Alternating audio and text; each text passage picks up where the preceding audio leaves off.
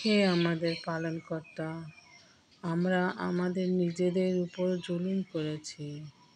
যদি তুমি আমাদেরকে ক্ষমা না করো এবং দয়া না করো, তাহলে আমরা তো ক্ষতিগ্রস্তদের অন্তর্ভুক্ত হব। হে আল্লাহ, তোমার নামে শুরু করছি।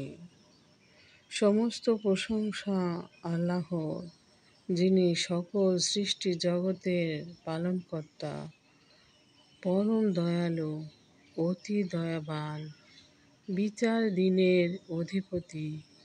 আমরা একমাত্র তোমারই ইবাদত করি এবং তোমারই সাহায্য চাই।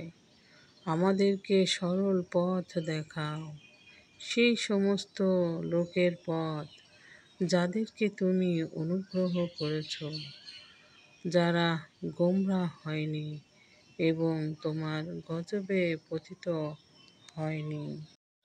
হে আল্লাহ, তুমি হযরত মুহাম্মদ সাল্লাল্লাহু আলাইহি ওয়াসাল্লামের উপর ও তার পরিবারবর্গের উপর রহমত বর্ষণ করো, যেমন করে নবী হযরত ইব্রাহিম আলাইহিস সালাম ও তার পরিবারবর্গের প্রতি রহমত বর্ষণ করেছ। নিশ্চয় তুমি প্রশংসিত ও মহামান্বিত।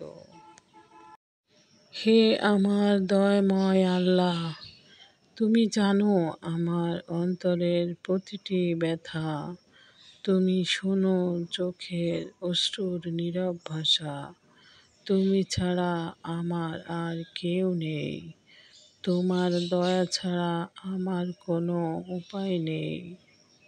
হে শিফা দানকারী রব, আমি তোমার কাছে হাত তুলে বলছি, আমাকে, আমার পরিবারকে আর সকল মুসলিম ভাই বোনকে তুমি সুস্থতা দান করো।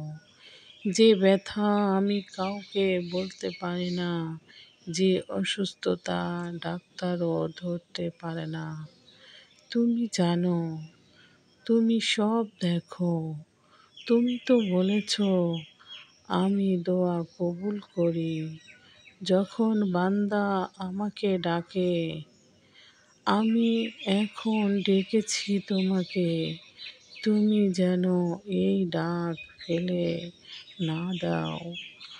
আমার শরীর, মন, আত্মা সব কিছুতে তুমি শিফা দাও।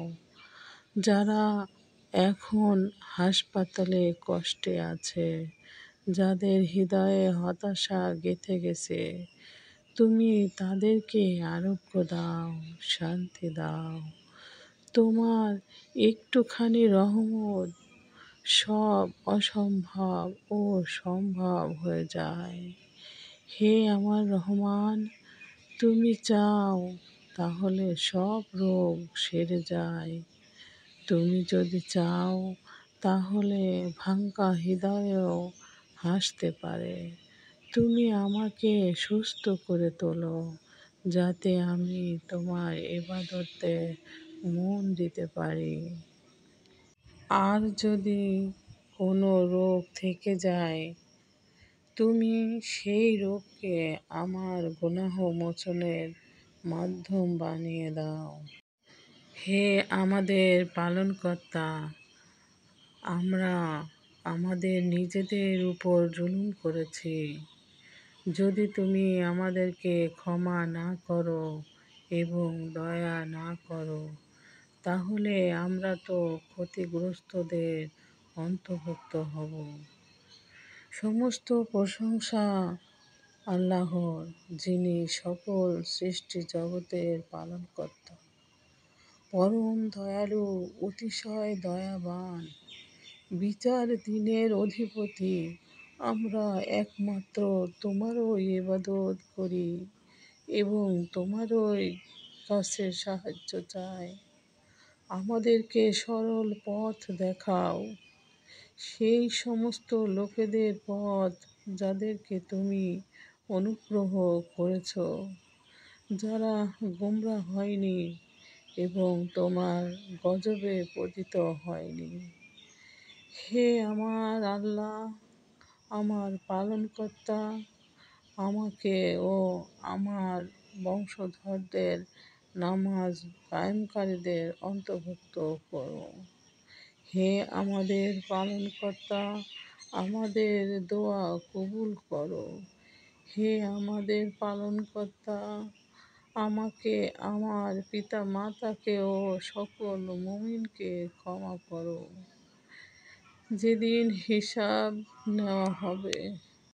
হে আল্লাহ, আমাদের নবী হজরত মুহাম্মদ সাল্লাল্লাহু আলাইহি ওয়াসাল্লামের উপর ও তার পরিবারবর্গের প্রতি রহমত বর্ষণ করো, যেমন করে হজরত ইব্রাহিম আলাইহিস সালাম ও তার পরিবারবর্গের প্রতি রহমত বর্ষণ করেছ। নিশ্চয় তুমি প্রশংসিত ও মহিমাময়। হে আল্লাহ, আমাদের নবী হজরত মুহাম্মদ সাল্লাল্লাহু আলাইহি ওয়াসাল্লাম ও তার পরিবারবর্গকে বরকত দিন, যেমন করে হজরত ইব্রাহিম আলাইহিস সালাম ও তার পরিবারবর্গকে বরকত দিয়েছ। নিশ্চয় তুমি প্রশংসিত। আমিন। দর্শক বন্ধুদের উদ্দেশ্যে কিছু বলতে চাই। আমি আমার মন থেকে যতটুকু পেরেছি চেষ্টা করেছি। আল্লাহর কাছে পানাহ চেয়েছি অসুস্থতাদের জন্য।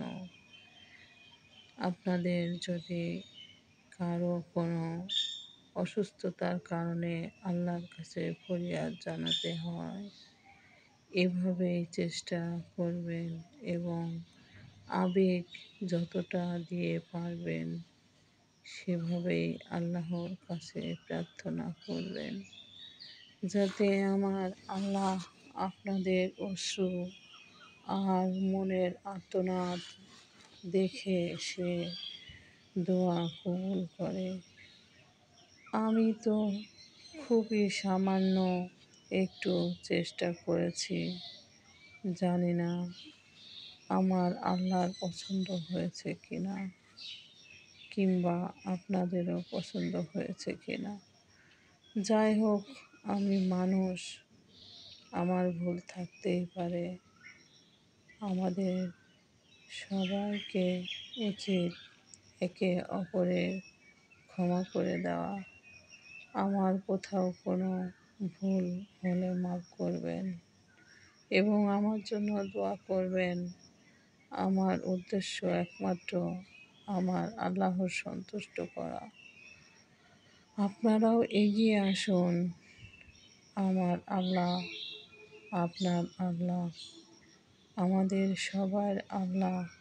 তাকে স্মরণ করে আমরা তার প্রতি ভালোবাসার সহিত ধর্মের দিকে কর্ম দিয়ে এগিয়ে যাই।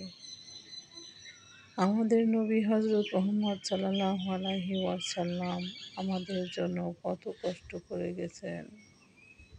আসুন আমরা আমাদের সেই নবীকে শ্রদ্ধা জানিয়ে কোরআনকে সেইভাবে কর্মের মাধ্যমে আঁকড়িয়ে ধরি। আপনাদের কাছে বিনীত অনুরোধ রইল, আমার প্রতি কোনো ক্ষোভ না রেখে আমার কথাগুলো একটু মনোযোগ দিয়ে শুনুন, হৃদয়ে গেঁথে নিন আমার আল্লাহ ও রাসূলের সমস্ত কথা। আমি আজকের মতো এখানেই রাখছি। ভুল ত্রুটি আবারও ক্ষমা প্রার্থী। আল্লাহ হাফেজ। আসসালামু আলাইকুম।